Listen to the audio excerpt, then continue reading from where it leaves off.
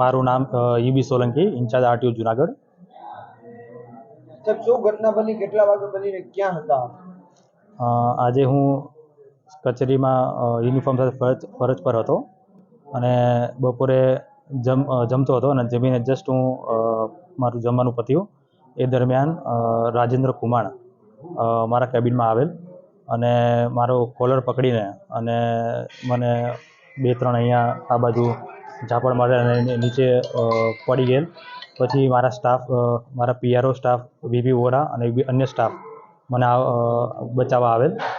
પછી એ દરમિયાન એ પાછું બહાર ગયેલ અને લોખંડનો કંઈક પાઇપ એવું લાવીને મને મારવાના ઈરાદાથી પાછો આવેલ. એ દરમિયાન મારા બીજા ઇન્સ્પેક્ટર સ્ટાફ મને બચાવવા માટે વચ્ચે પડી ગયેલ અને આ રીતે આખી સિચ્યુએશન હેન્ડલ કરેલ.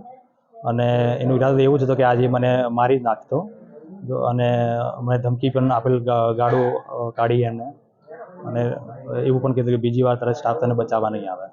સાહેબ, શા માટે ઘટના બની હતી? આ શખ્સ કોણ છે? આપ ઓળખો છો? અહીંયા નોકરી કરે છે કે કઈ રીતે? ના, નોકરી નહીં કરતો, ઓળખું છું. ઘણી અમુક વાર હું એમને મળેલો છું. રાજેન્દ્ર કુમાર એમનું નામ છે.